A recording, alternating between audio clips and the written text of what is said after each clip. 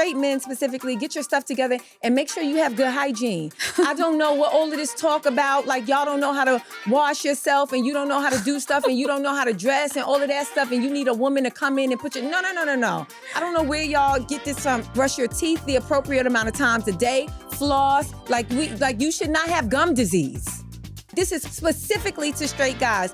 I'm never gonna wanna do anything with you. I'm never gonna wanna sleep with you. I'm never gonna wanna eat with you if you have dirt under your nails. I'm never, ever, ever gonna wanna share any sort of intimate space, romantically or platonically with you if you have dirt under your nails. Hello, everyone, and happy Wednesday. Happy hump day for all the freaks. Just coming on here really fast to intro this fabulous episode with Zainab Johnson. She is just someone that is so special and such a wise, creative, grounded person I really admire and have for many years. Her success is just incredible. She deserves everything that she has. And she's just such a wonderful person, so smart, so funny, so great to hang out with, so caring, and really like a free thinker who thinks for herself. She has a major special coming out on a major streaming platform that we all know. So please go support her and follow her to keep watch for when that comes out. And I have been trying to get her on, I think, for months and months. I mean, maybe since the beginning of 2026. So I'm just so thrilled to have her on, and I hope you guys enjoy this episode. Thank you to everyone who came to my shows in DC. I love you so much. Next up, San Francisco, September 4th at Cobb's Comedy Club. That's a Friday, and it's 7 p.m. show. It is a big venue, and I really need you guys to show out for this at Cobb's Comedy Club. I won't be back for another year. I haven't been to San Francisco in 2 years, so please come. I'm super excited. Then Cincinnati, I'll be at Commonwealth Comedy Club September 11th through 12th. San Diego, September 16th. That's a Wednesday, one night, one show only at Mic Drop Comedy Club. Please fill that one out too. I've been trying to get a San Diego date for a long time because I think a lot of people in San Diego kind of are aligned with me and, kooky surf girl vibe. And, you have to sell well at these places to be invited back for a full weekend. So I'm really hoping that we can show out for that one as well. Then Raleigh, North Carolina, November 5th through 7th. Tickets in all my social media platforms on my website, blairsaki.com, punchup.live/blairsaki as well. I'm posting mercilessly, trying to promote and get people there. So tell your friends. I love you all. Thank you to everyone. Please leave a 5-star review. We need to keep pushing. I really need to get those numbers into the thousands. I think we're almost towards 300 right now. So we're actually having huge improvement, and I appreciate you guys so much. I love this podcast. I love you all so much for allowing me to live my dream. And this is just so fun for me, and I'm just so grateful. So thank you, and have a great week. Enjoy this episode with sweet Zainab. Bye-bye. I love you all. What's up, Blair Bears? We're back with another episode of Spaced Out. You would not believe the guest that I have for you today. I have been trying to lock this woman down for months, and she's just so booked and busy, okay? And we finally have her today. She is a legendary stand-up. So funny. She's been in everything. She's been in many TV shows. What's her main TV show you in? Upload. I was on Upload. Oh, yes, on Amazon. The very popular one. Very incredible. Please welcome Zainab Johnson, everybody.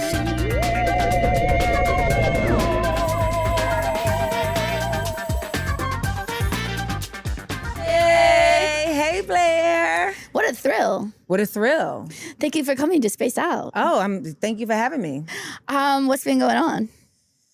Everything and nothing. No. Yeah, I know what you're saying. You know what I mean? Yeah. I feel like the summer just started and now it's ending. Yeah. It's extremely hot, but also it's like I'm not seeing like temperatures of like 105, 107, but it's feeling that way. Yeah.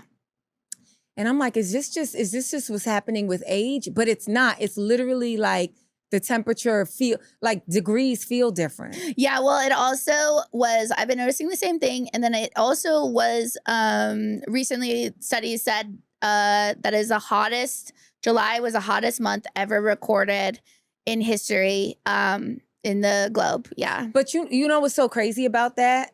I mean, that makes sense. That makes sense. But I remember being in LA some years and literally it being 107 degrees outside. Yeah. Like my thermometer is not breaking, is it thermometer or thermostat? Both. They're both right? Both. Correct. Don't doubt yourself. It's not breaking like 92 degrees. Right. You know? So it's like, I feel like temperature-wise, I've experienced much hotter, but the way it feels like it's the hottest. Are you on an SSRI? What is that? It's I guess that means no. It's a class of antidepressants, but it makes you really sensitive to heat. Oh, no. I actually don't take medicine at all.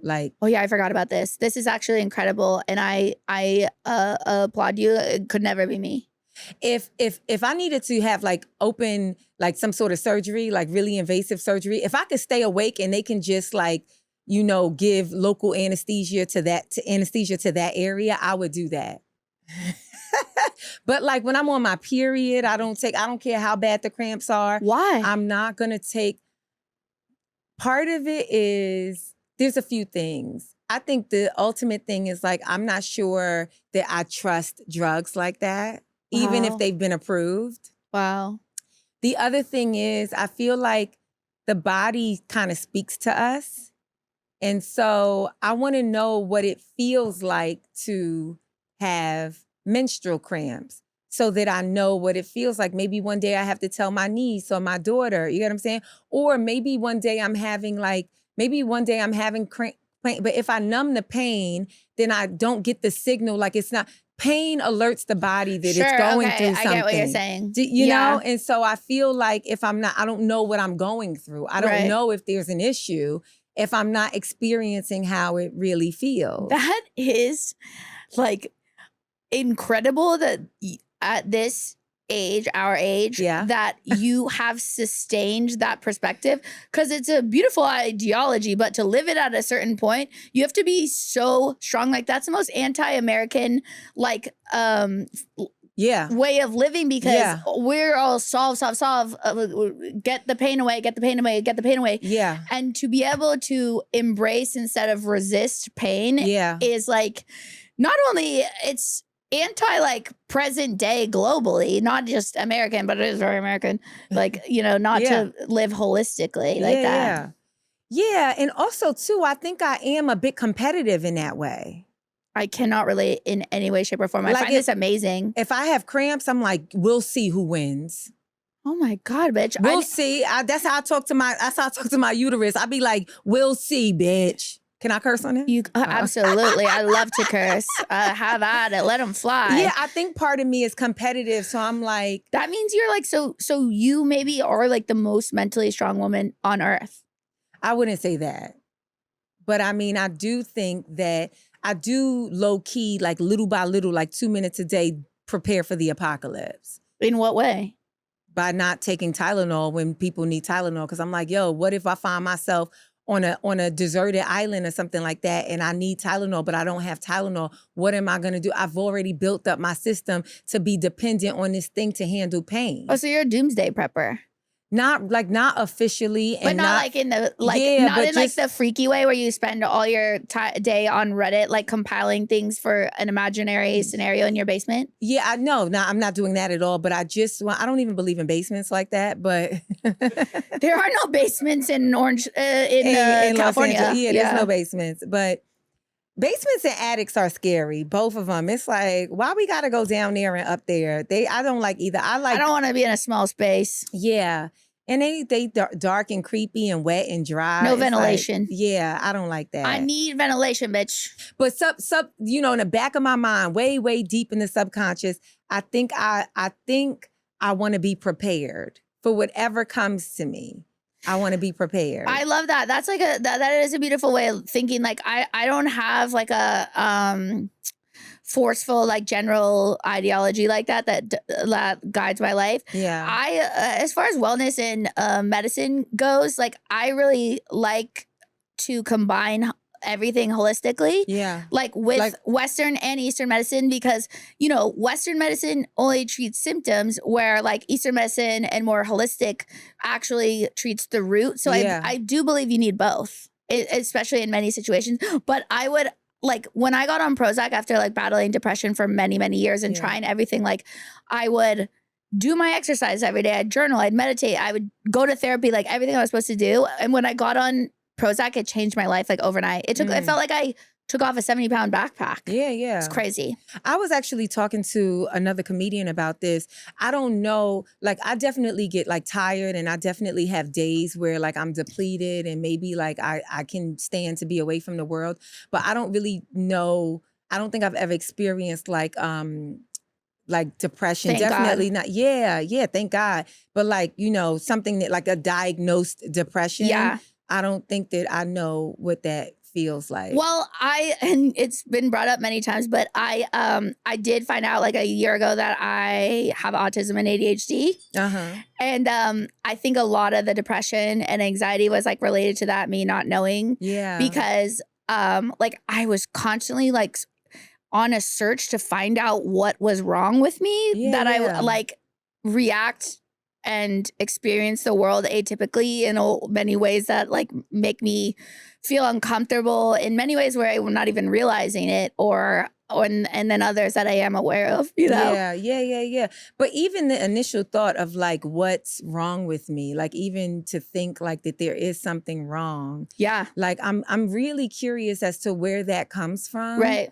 Because I rarely, humbly, think that. Like I rarely Why wonder. would you, bitch? You're like you're a model. You are so smart. You're so tenacious. You're so successful. Not even in the like kind of superficial things. I don't think you mean it. I mean like your aura, your essence, your soul, your outsides, your way you live your life, like very intentionally, Yeah. But I don't want to pretend like I don't get down sometimes, but I also give myself like, I'll feel it. I'll be like, you can't get out the bed today. And I'm hyper aware of it. Like exhaustion though, like keeping up with our schedules as we age is the travel, it's insane.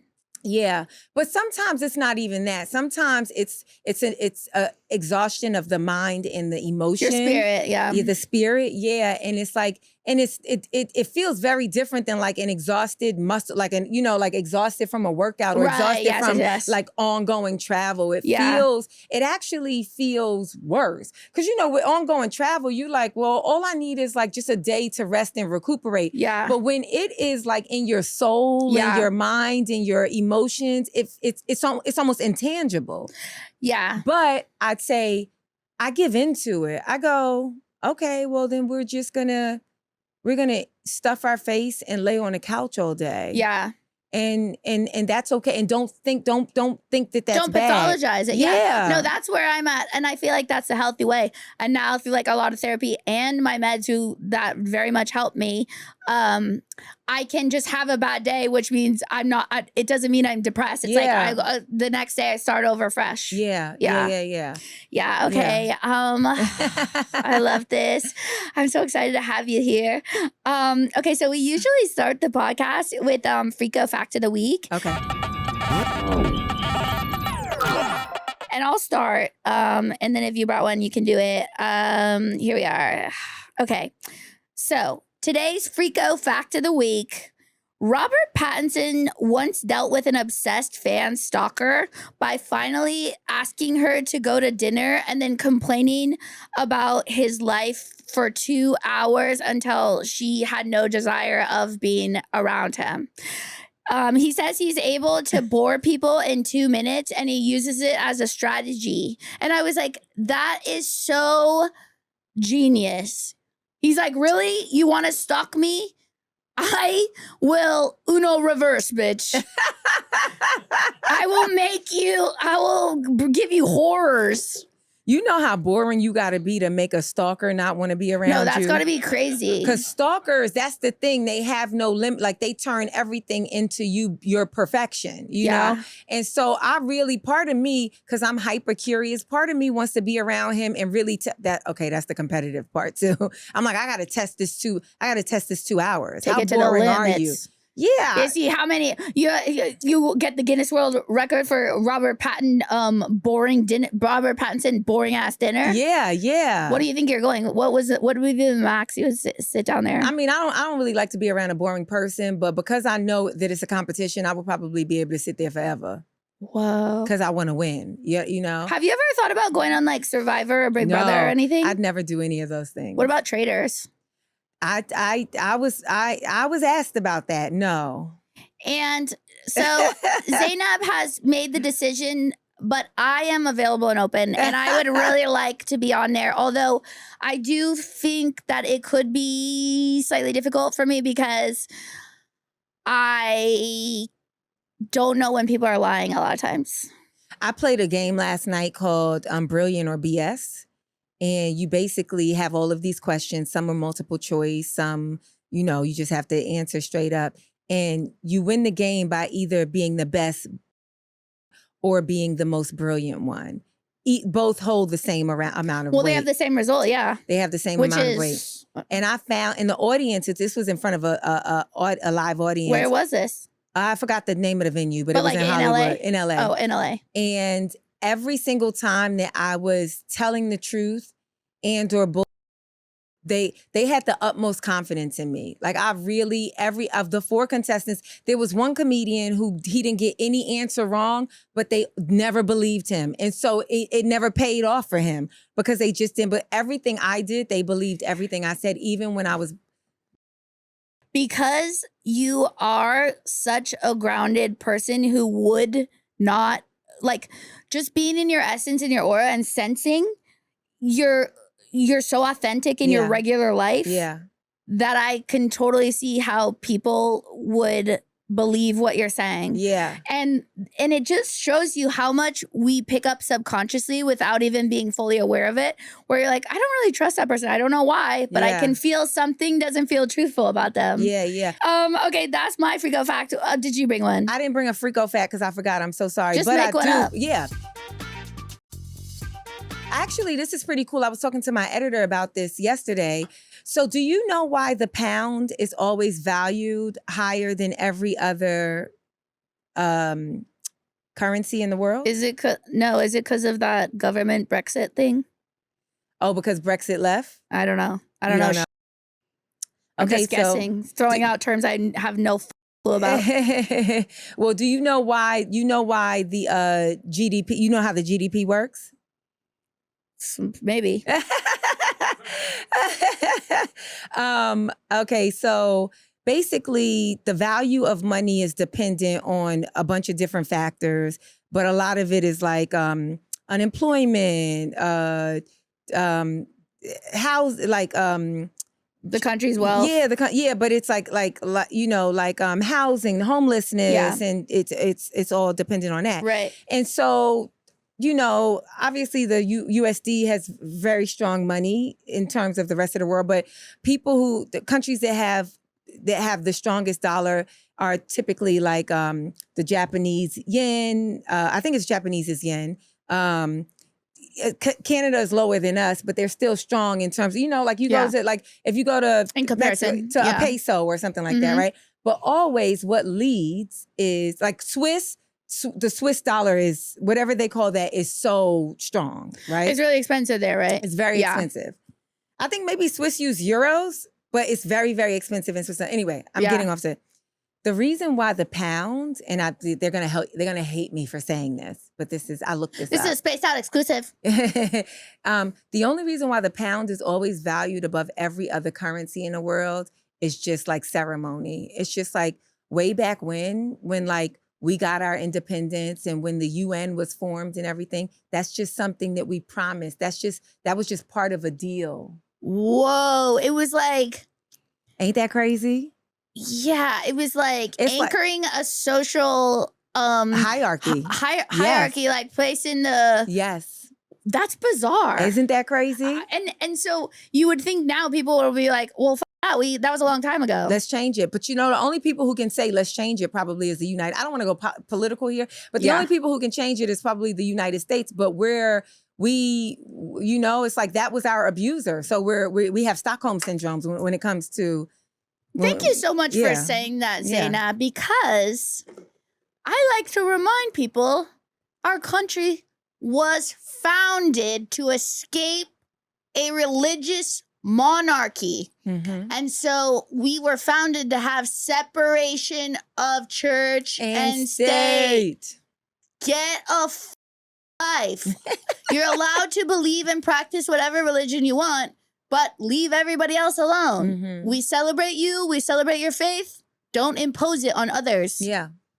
And the laws, more importantly. Yeah. My God. And also, like, you can be a missionary, right? Like, that's what missionary work is. Missionary is to try to convert, to try to make a non-believer a believer, right? But that has nothing to do with the law. The law, the separation of church and state is that I cannot make it illegal for you to believe something. I cannot strip you of your rights in this, your legal rights. Or medical choices. Or medical choices. Based on your religion. Based on your religion, yes. Like, I don't have those beliefs. Yeah. You know? Yeah, it's crazy. Yeah. I'm like, how are we in 2026, like, going back there? Like, how are we not aware of how the country started?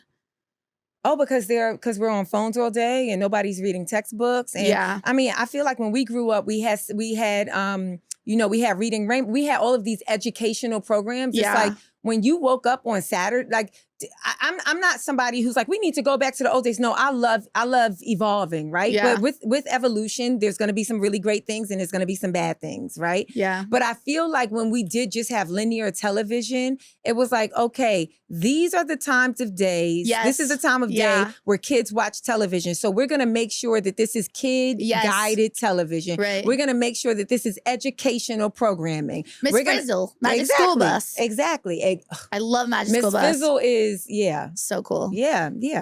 Also, too, it kind of is like, let's have imagination, right? But I feel like all of those things people are getting, it's all an agenda. Yeah. Because how do you get people to do what you want? You got to make them stupid. I know. I just feel like education is going so far downhill. It's scary. It's really scary. And this anti-science movement, like, it's just really scary. I kind of asked my friend that the other day. I was like, okay, so all of these people who think the world is flat, I know, right? And they think, not only do they think the world is flat, but they actually think that we are on a flat, like, plane and that there's a dome above us, right?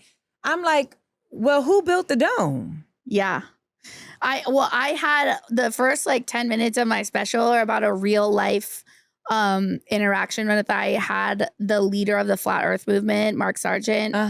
I was on a Comedy Central host. I was a co-host of the Trevor Moore Show on Comedy Central, and he had all these, like, interesting figures on. He's like, oh no, there's an edge and you can just walk off it. Yeah. And I was like, well, how come none of us have ever walked off the edge? And he's like, oh, there's an ice barrier. And I was like, yeah, I just don't think that's true. No one has seen this or walked off, whatever. Yeah. And I was like, how come all of us haven't just walked off the earth? Yeah. You know what I mean?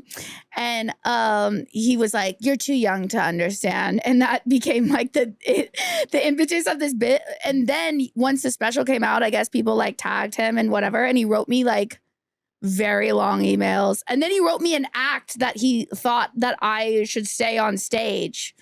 I couldn't believe it. I was like, wow, this man has a lot of interesting points of view. Yeah. He has audacity. That's for sure. I was trying to think of a tour name because I'll go on tour soon. I was trying to think of a tour name, and a friend of mine was like, it should be the Audacious Tour. I like that. I like it too. And I told my manager, and she said, audacious is, I think that's a hard word in print. We should not be dumbing down our words for other people who are not willing to come up to a word that they don't understand. But is audacious a hard word in print? Not even a little bit. Not even in the not even in the range of difficulty galaxy. So I said, what about, because now at this point I'm just laughing, like, because, you know, I said, and I love my manager. Yeah. But I was like, what about audacious? You're like, okay, let's double down. Yeah. Okay. Okay, so many questions to ask you. This is so thrilling. Okay. What's your favorite thing about women? I don't know. I think my favorite part about, you said about women or being a woman? Both. Both. I find women are just so empathetic. You know, like even a cold-hearted bitch got like a part of, she got something soft in her. You know what I'm saying? It's like, and not something soft, I don't want to say it like that, but there's a soul there, you know? Like, that's why whenever you do run across, whenever there's a diabolical like character, female character on TV, people are like, how could she be so diabolical, right? And I think part of that is like, yeah, these like gender stereotypes, right? But I think also it's because I think innately women just have a capacity that I truly think stems from the womb. The portal. The portal. I just said, and this, you would think I smoke weed when I said this to my friend. I was like, yeah, I mean, we got a third hole and we don't talk about it. And he was like, what's the hole? I was like, the belly button. After we cut the umbilical cord, it's like, we just forget about the belly button. But that was literally the life connection. That's true. literally the life connection. The umbilical cord, that's crazy. Yeah, so I think when aliens do come, they go through our belly button. All that. That's basically what I was trying to say. They go through our belly button. Zainab Johnson, Spaced Out exclusive, says that the aliens come through the belly button, the human belly button. That is an exclusive. Yeah. Oh my God, I love that answer. Okay. What are you enjoying about life lately? I'm really enjoying my nieces and nephews. Me too. They're literally a passage of time for me. That's like, so sweet. Yeah, I'm really, really enjoying Do them. they live near you? No. What are their ages? So many of them. They range from... I have 5. Yeah. Well, you know I have 12 siblings, so I have like over 20 nieces and nephews now. And do they all like call you and stuff? Not like every day, but yeah, I feel like I talk to... I think about 20, yeah, if not more. But like I'm always fascinated because some of them are so young, some of them are becoming teenagers, right. Like, and it's just like, wow, I left my nephew a voicemail earlier today and I listened to it back before I sent it because he's a teenager and I wanted to make sure I sounded cool. And I retaped it 3 times to try to like... How do you even do that? Like peak. It was a voice thing through the text. Oh, a voice. I would never send my teenage nephew a voice, like a voicemail. Yeah, that's what I thought you meant. I don't think he knows what a voicemail is. Yeah. No, I meant like a voice memo. Okay. Yeah. No, he doesn't know what a voicemail is. I was like, how do you take back a voicemail? No. Yeah. I don't think my nephew has ever like pressed 1 for this, press 2. No. And I was re-recording it to like make sure I was like optimal coolness, right? You know, so he could play it for his teenage friends and be like, this is my auntie. Right? Yes. And do they call you auntie? Yes, but I don't call myself auntie. My nieces and nephews, I think because they couldn't say my name, like so they called me Auntie Bear. That's so funny. So they call me Auntie Bear. Yeah. I like that. Yeah. And I love it. It makes me so happy. Even when I was re-recording the voice memo, it's like at one point I was like, hey, it's Zainab. And then I was like, hey, it's Auntie Zainab. Like, I didn't really know what to say. Yeah, I know. I don't either. I got really self-conscious. But then after the 3rd one that I decided to send, I listened to it and I was like, girl, you You sound like how you remember your aunt sounding like. You know what I'm saying? Like you owe. Yeah. You owe. But still, you're still the cool aunt. I'm super cool. Absolutely. Yeah, I'm the coolest. But I love them. I love seeing them on TikTok. I love seeing them just explore life and grow. I just really love it. I love it too. Yeah. I really love it. It's so special. Yeah. And like you get to have the best of them as well. Because you're just like in and out, you know? Yeah, in and out is temporary. Yeah. You're like a hero for them, you know? Like, What's your skincare routine like? My skincare routine is very simple, contrary to what people might think. Yeah, because you have beautiful skin. Thank you so much. I think the one thing that I've incorporated in the last 5 years that has been like life-changing is in between the wash and then all of the like toners, serums, moisturizers, sunblock, whatever. That doesn't sound simple. That's what I'm doing. I'm saying whatever, like whatever you use. In between that, in between the wash and the moisture, I ice. Yes. I ice. Oh yeah, so this is our holistic queen. I ice, but a esthetician told me that. It's true. She's like, even if you're not having any sort of like breakout or anything, keep the ones that you can't feel or see yet. It'll even calm those down. Ice and puffiness too. And like puffiness, I get really puffy. and it's just like refreshing. It kind of wakes you up. It totally does. Yeah, but I'm really simple. I'm like What's a weird ritual you have? A weird ritual that I have.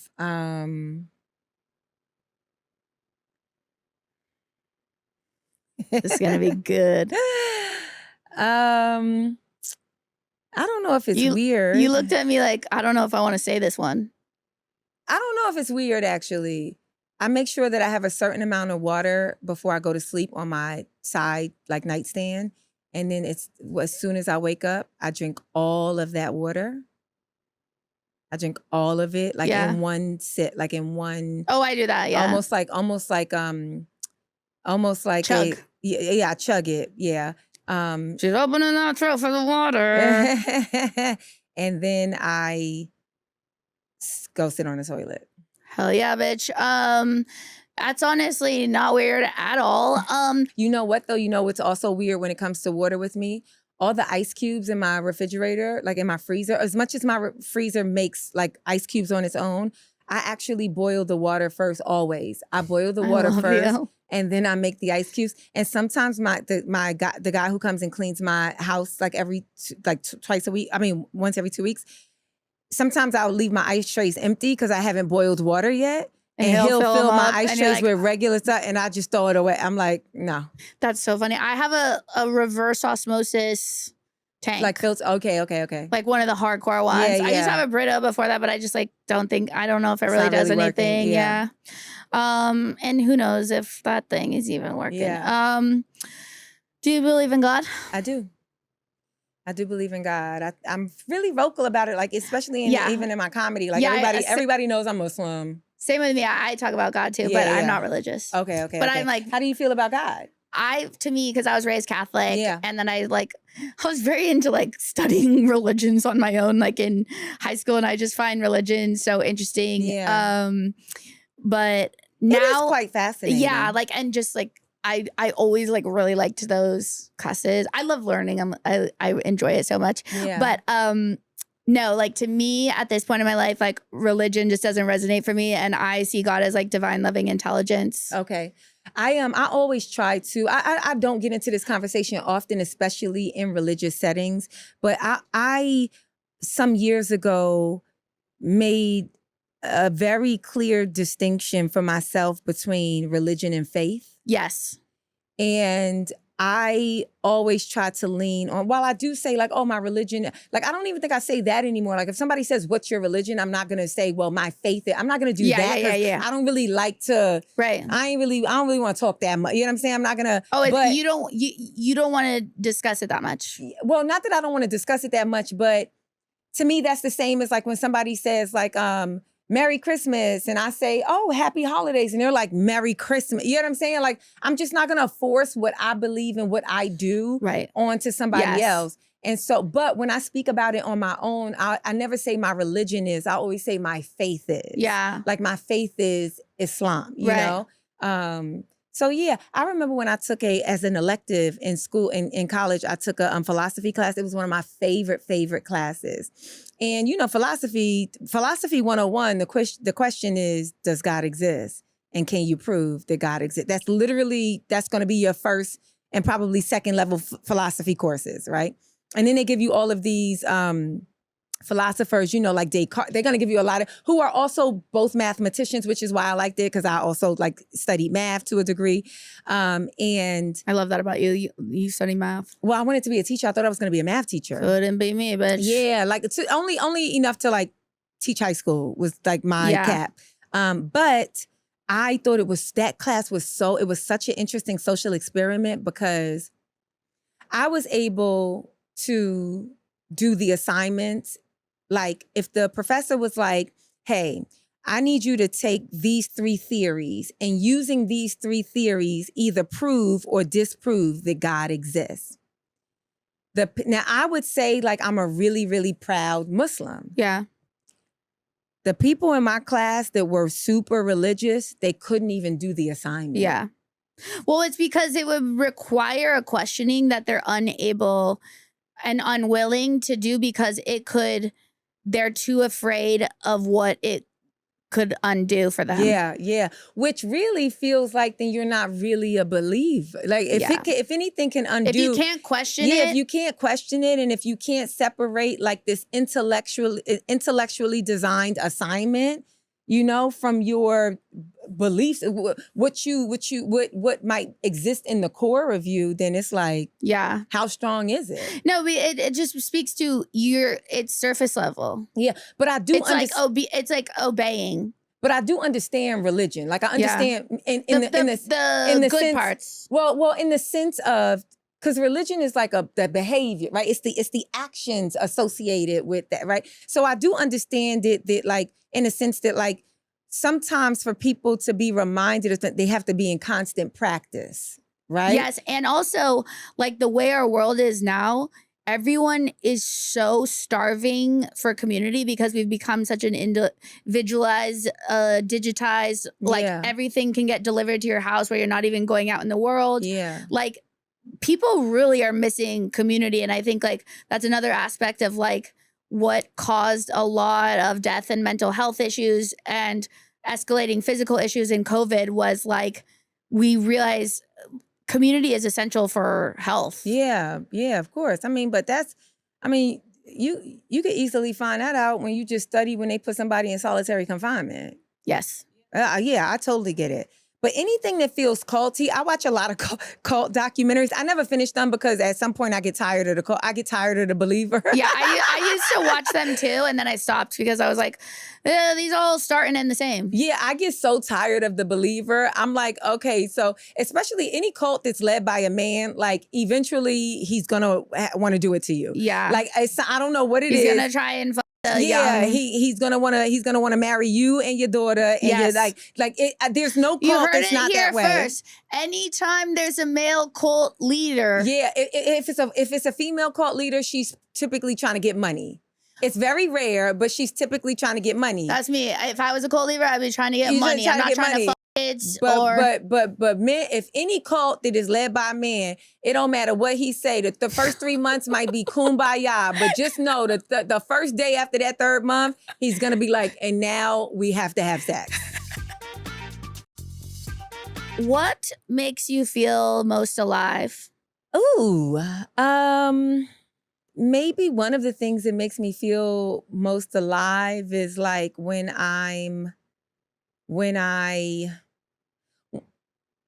something spontaneous happens, something that I didn't plan. Because you're very intentional. Yeah. Or when something comes together in sort of a serendipitous way, I'm like, ooh, this is magical. Ooh, look at me living. Yeah. Then I feel obviously, we're comedians. So I feel alive almost every night because because when you're doing well, it feels so good. It feels on like stage. You're flying. Yeah. And when you're not doing well, it feels so bad. You can't help but to feel it. You know what I'm saying? You go, last night I didn't feel like my set went that well. I had to call, I was in my car calling everybody. I know, isn't it funny? And after you've been doing comedy for so long. Yeah, it's I was because I needed to get the energy off of me. You know what I'm saying? I was I got to talk to me about, but when something is just and it's the small things, if I go to a city, an obscure city, and in this obscure city, I can't find it. The only thing that's in, the only thing that I can eat, which I won't eat, but the only thing that I can eat in like a freaking 30-mile radius is like a Subway sandwich store. But for some reason, one woman opened up a store where she makes kombucha. Right. I'm like, this was for me. Oh, I love that. I'm like, she knew. I love that. She knew I was going to have to come to this city. That's really sweet. And she knew. That's like a playful relationship with the divine. Yeah. That's really sweet. Yeah. I love that. Yes. Are you a picky eater? Yeah, super picky. I feel like I knew that about you. Are you vegan? I'm not, I eat mostly vegan, but I'm not vegan because I do eat fish sometimes, and I do eat I don't eat dairy separately, but I do eat, if you baked me a cake and you said I used eggs and milk and stuff, I'm not going to not eat the cake if the cake is good. Oh, you like cake? I love cake. Okay. I'm a sweets girly. Okay. And how did you come to this healthiness? Was it entertainment or your family or what? It was actually, I think it was a little bit my family. I was raised kind of like my mom was. Holistically. Yeah, a little bit holistically. Yeah, healthy, organic. Yeah, healthy, organic. As a clean kid, ingredients. Clean ingredients. My mom used to make everything in the house. Where people be having canned food and all of that. My mom used to bake the bread for us. And wow. Yeah, we used to, again, so we used to go to a halal meat market to get all of our meat. I love it. Yeah, but then. Where'd you grow up again? Sorry. Harlem, New York. Harlem. Yeah. And my mom was a part of a co-op. Where you go and you got to work at the co-op to get the food from there and all of that. That's it. But I feel like that was how we were supposed to live. Yeah. I remember being a kid, all I wanted was some white Wonder Bread. I mean, I hate Wonder Bread now. I would never eat it. No, of course. But you don't want to be separate from everyone when you're everybody. a kid. Everybody was eating Wonder Bread, and here my mom go bring her home Ezekiel bread. So I was eating Ezekiel bread too, and my mom. Yeah. And my mom would make these beautiful lunches. Now I look back and it almost makes me want to have a tear in my eye because how much love making. I associate making food for someone as an act of love. Yeah. Because it's just real. You're making something that's gonna nourish someone else. It's really sweet. I think that's why I get anxiety about. I'm not really a cook like that. But when I'm in relationships, or even if my friends are over and it's time for me to make something for them, it's very hard. I get so self-conscious. Yeah. Even if I'm this dish I know is good. I'll in my family, I'm the salad girl. Whenever it's a get together, everybody's gonna make their dish. I'm in charge of the salad. Yeah, I love a salad. I'm in charge of the salad because I'm super confident, and they've given me so much praises with my salad. Now when I go to my mom's house, she's like, Zainab, you gonna make a salad? And I'm gonna make the best one you've ever had. Yeah, it's I'm super confident, right. But if I just gotta make my boyfriend some French toast and eggs, I'm gonna be very self-conscious. You're gonna be looking close to that recipe book. Maybe that's the problem. I'm not looking at a recipe book. I'm French toast. You just need. Wait, do you have a boyfriend now? No. Oh, okay. No. Sorry. No, that's okay. I was just, I understand what you're saying. I feel the same. One time I tried to grill a steak for this guy I really liked, where I went and bought this nice steak because we had a grill outside our apartment in college, my senior year of college. Yeah. I had never grilled in my life. I bought this nice steak I couldn't afford. Yeah. And then I was so afraid of overcooking it. It was just horrible and charred on the outside and raw. And it was just a nightmare. Have you ever heard of Fresh Air Fund? No. Fresh Air Fund is this program. I don't know if it still exists. It might.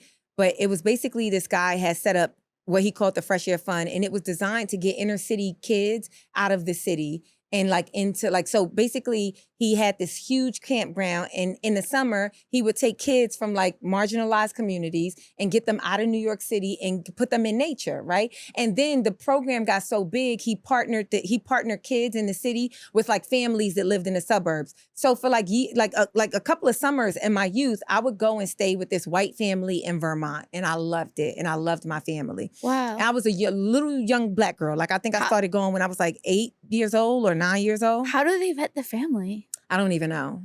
But I was safe the whole time. My I family know. was good. Thank God. Yeah. But that's amazing. But also my family had all girls. You had 11 siblings that were girls? No. Like my white family that I went to, they had yes. 4 daughters. Okay, I get what you're saying. They had 4 daughters. I was like, whoa. And the youngest daughter was my exact age. We had a lot of the so same fun. interests when we were younger. But anyway, I remember I used to watch my grandmother make like soul food macaroni and cheese. Like that as a sounds kid, like heaven. Yeah, but I don't eat cheese, so I don't. So Even then. Like I remember my grandmother punished me because I wouldn't eat the lasagna because of the cheese, and she said, "You're not going to get up from this table until you." That's exactly clean. how that was with my house. And but I eat everything. And I sat at that table for hours. One time, the only thing, because like I was raised to be like not picky eater in any way. Yeah. And we ate really healthy predominantly at our house, but it was in the 90s and it was like this acidophilus craze in the yogurt where they were like, everybody needs to have yogurt every single day. Like there was like all this commercial and like they were talking about all the daytime shows. And the one thing I didn't like of all the crazy ass wild octopus, crap, everything was yogurt. And my dad was like, all right, you're giving your mother trouble about this. You have to eat 2 or you can't go to school. And so I ate 2 and then I threw it up on his shoes. And then my mom ended up taking me to school in the afternoon. But I was just like, I don't make a stink about broccoli, spinach, bok choy, any like vegetable. I eat it all. And there's one thing I don't like, I'm not fucking doing it. My parents were never like that. My father was like, if we didn't like something that my mom made, he would say, I guess you're not hungry. I know. It was that simple. Like, I guess you're not hungry. When you get hungry, you'll eat. Yeah, I know. But one of my younger brothers decided when he was like 5 years old to be a vegetarian. And that's so wild to decide that at 5. At 5, yeah, he was very young. And my parents accommodated him. We started having like veggie burgers in the fridge. We had all stuff that accommodated his diet. Like they didn't even question him about it. I started seeing like non-dairy milk in the refrigerator and all of that. So, I mean, my mom already kind of, I would always see soy milk in the refrigerator and stuff like that. But they accommodated. That's sweet. Yeah. I was gonna say something I forgot. No. This is what I was saying about this is what I was saying about Fresh Air Fun. Oh, really quickly. So because I saw my grandmother make soul food macaroni and cheese, I lied and told the family I could make macaroni and cheese. And I think because I was a little black girl, they believed me. Right. And the father went and bought all of the ingredients. Oh, like trying to be nice. Yeah. And it was like that night was supposed to be special. I was making my grandmother's famous soul food macaroni and cheese. What'd you do? And Blair, the moment, I got the easy part. I boiled the noodles. I strained the noodles. I grated the cheese. But then once you're supposed to put all of that stuff in like the oven part, the baked part, I cracked the egg. I didn't know what to do with the egg, but I remember seeing my grandmother do something where I messed it up. I didn't. But the mom didn't try to like help or anything? I don't remember the mom being a part of this, but the dad was a part. The dad was so excited. Like, I think maybe he had like some good ass soul food. One day that he's like, damn, when we went to New Orleans that time, but we don't have this in Vermont. And so for him, it was like, and at some point in the process of me cooking, I had to just come clean. I was like, I'm so sorry. That was like me trying to make the steak. My intentions are pure. But you know how you're a little kid, you don't know how much groceries cost. Nothing. I'm like, now I understand why he was pissed. Right. Now he was pissed? A little, like a reasonable amount of pissed, yeah. I feel like if an 8-year-old girl that I'm having in my house, I would just be like, oh, that's okay, honey, and kind of like step in and be like, look what she made. You know what? No, he looked at me like, God damn it. I'm going to have to show up at his doorstep and give him a piece of my mind. Did I ask you what makes you feel funniest? No. Okay. What makes me feel funniest is when the people who know me the best, like know me me so intimately, laugh at me. That's the best. Yeah, that's like people, and when people tired of me, like one of my friends, Aisha, she be around me all, she don't never stop laughing. She laughs at me like I'm a boy she got a crush on. Yes. You get what I'm saying? Yes. Like everything. And I know when I'm getting on her nerve. I know when I have pontificated too much for her. Yes. And she still be like, and I be like, I should shut up now. And she be like, even when she comes to my shows, like sometimes she'll come like, let's say I have to do like a week somewhere in like a different country or something like that. And I'm like, you could go out and venture. Like, you don't have to come to my show every night. She's like, no, I want to see your show every night. You always switch it up. You always do something, even if it's slightly different. And I'm like, that's really sweet. Yeah. And that's when I get off stage and somebody who has seen me so much is like, you didn't do this, but also you did this. Yes. And I was like, oh, she said it this way. Or when my family, like I take my second special recently, and when I got off stage. Oh, yeah. Yeah, I got off stage and my younger sister was like, how do you do it? And that made me feel so good. That's so sweet. Yeah, she was like, how do you do that? And it was so earnest. Like, how are you that funny and great? And I was like, I don't know. That makes me me have goosebumps. Okay. Do you have anything that you would like to say to straight men out there? And feel free to look into the camera. I do. So this is specifically to straight men because I was just talking to my friend and he was telling me stories about women in his life. And I'm like, damn, women are down bad. Yeah. Straight women are down Bar bad. on the floor. You out here begging a man, like you down bad, right? So here's what I say to straight men. Take the time and get yourself together. That's all. Take the time to get yourself together. If you don't have a place to live, if you don't have a job, if you don't have to date, that we will be here. And we rather meet you when you are healed than encounter you when you are trying to figure it out or broken. Truly. No, I mean, seriously, nothing is more attractive than a healed, successful man.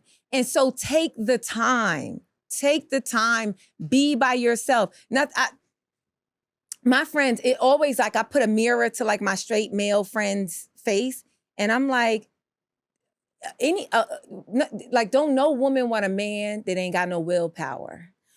Yeah, also like I don't ever want, we are such self-determining people where we have created these full lives for ourselves. And I don't ever want someone who has their life together less than me. They either need to be the same as me or above, and preferably above. Like, I'd love to admire the person I'm with. And like, you know what I mean? And I don't necessarily mean like success or whatever. Like just someone who really has their shit together and has a clear vision for their own life, is ambitious, passionate, is very clear on their values, their relationships, how they spend their time, allocate their time. Yeah. And like, Yeah, it's a straight people, period. But straight men specifically, get your stuff together and make sure you have good hygiene. I don't know what all of this talk about, like y'all don't know how to wash yourself and you don't know how to do stuff and you don't know how to dress and all of that stuff and you need a woman to come in and put your, no. I don't know where y'all get this from. Put yourself together. Brush your teeth the appropriate amount of times a day. Floss. You should not have gum disease. You know? Absolutely. Yeah, Go cut your nails. Let Cut your them have nails. it. Guys, this is specifically to straight guys. I'm sorry, specifically to straight guys. I'm never gonna want to do anything with you. I'm never gonna want to sleep with you. I'm never gonna want to eat with you if you have dirt under your nails. I'm never, ever, ever gonna want to share any sort of intimate space, romantically or platonically, with you if you have dirt under your nails. Unless you're a mechanic, why is the dirt under your nails? Or are you a gardener? Sorry. That was spectacular. Thank you so much. One last question. Do you believe in aliens? Yeah, I don't know if aliens is something to believe in. Like, do I believe aliens exist? Or what's your stance? How do you feel? Disclosure, all this stuff. I mean, you heard me earlier. I said Yeah. they're going through the belly button. So, Yeah. But I think wanted a little bit expansion on that. I definitely think that there are life forms that are that are not human. Yeah. Why wouldn't I think that there's so many different species in the world? Why would I think? And we're such that, a small part of one galaxy of the one massive galaxy. infinite universe. Yeah. But you want to know what's crazy about television and movies? It's like the aliens don't go to no other countries. They only come to America. Ain't that crazy? No, except I have specific. Where? What movie? So, okay, 1994, there's this documentary. A documentary. No. I'm talking about Hollywood. I'm talking about Spielberg. I'm talking about Chris. Did you see the new Spielberg movie? It's called Disclosure. Yeah, I did see Disclosure. I haven't seen it yet. I thought Disclosure was really good, but you see, they came to America. They don't be going. They don't even pan to like Chinese television, like They don't even pan around the world to the UK. Like, oh no, the aliens have come to London. Like the aliens only come to America, and specifically, like for superheroes only save New York. You notice that? Why the Avengers only be in New York? Like. I'm like, how many times is the Hulk gonna mess up New York? Like the Hulk don't never go to Atlanta. Have you noticed that?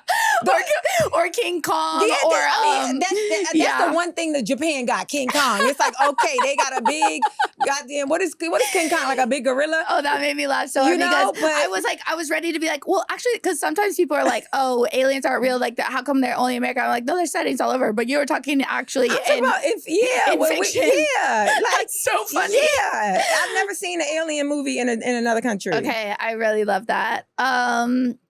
Okay, and then we like to end the podcast with our segment called Galactic Gossip. It's just a little info or new questions or interesting news about space. Okay. Galactic Gossip. So today's Galactic Gossip, a new study proposes that the reason we have not heard from aliens may be due to extraterrestrial civilizations using quantum communication methods that we cannot yet detect, such as perhaps coming through a woman's belly button. Yeah. Just one idea. Yeah. You know, when you be like, ooh, is that an innie or an outie? It's like, that's the aliens. Sorry, I don't know. What? So the study suggests that aliens might be aware of our technological limitations and have chosen not to attempt contact, knowing that we would not be able to understand their messages. So wait, you saying the aliens is like, nuh-uh, on Earth, they dumb as fuck. We're not going to go there. Exactly. As a result, despite our search efforts, we may simply be unable to hear them until we come up the necessary quantum communication technology. Instead of looking for radio waves or light pulses, we might need to develop new methods to detect these quantum-based communications. You know what? That makes sense to me. Like for an alien to be like, okay, what's the use in trying to communicate if they're not going to be able to pick it up or understand? That's how I feel in terms of talking to a human being. Like I'm not about to be in a conversation with somebody who can't hear me, understand me, don't want to, you know what I'm saying? Like I have learned so much. This has been so excellent. I mean, that makes total sense, you know? And I could get the alien, like how far we got to travel, how many galaxies we got to go through. I'm not wasting this gas for this spaceship. You know what I'm saying? And they not even going to be able to understand us. Like, they going to be like, no. I'm not. Yeah, it's like calling someone you know won't answer. Like, why am I going to call you? Like, why? Yeah, no. Yeah. Every time we go up there, they be acting like they don't even know who. No, I'm not wasting my time. I mess with the aliens. But you should see Disclosure. Disclosure is I need to. I can't believe that. I've been so busy, I forgot. But I need to. Yeah, thank you for reminding me. Yeah, Disclosure's sad. Zainab, this has been such a pleasure. Thank you for just letting me forge ahead and bothering you every week for months to come do the podcast. Thank you so much for having me on. I enjoy you so much. Every single time that I had to either say no or reschedule, it really hurt me inside. I mean, You're truly. so sweet. Every time, even when I saw it, I'm like, I got a new I have a new text from Blair. Please let me be available on this day. I love you. I'm gonna make it work. Look, it was whatever how great I could have ever thought it would be. It surpassed it. Okay, so Zainab, please tell everyone where they can find you and when your new special is out, if you have any dates coming up. Yes, okay, so you guys can just check me out on social media, Zainab Johnson, Zainab Johnson. My website is Zainab Johnson. I'm announcing a new tour mid-September. It will be a tour that starts in the fall of 2026 and goes to 2027. I do not have an exact date for my special yet, but it should be, the tentative date is like late October. So just make sure that you guys look out for that. I really need this special to be in the top 10. So, whoa! I just got excited. Without saying I know what anything. that means, bitch. Let's put this special in the top 10. If I have anything to do with it, it'll be in the top 10. And look, I have a lot of sway out here. Let me call the aliens and be like, y'all, I'm calling all the aliens, and I'm gonna call them on a special alien phone so that they will be able to hear me. Oh my God, I'm so excited. That makes me so happy. I'm so proud of you. Follow Zainab so you can really know when the special comes out. That's the best way to follow along. Yes. And you guys, thank you so much for being here. You know, I cherish you and I love doing this podcast so much. I'm so passionate about it. So please take 2 seconds to leave a 5-star review. It helps so much. I love you guys. Have a great week. Bye-bye.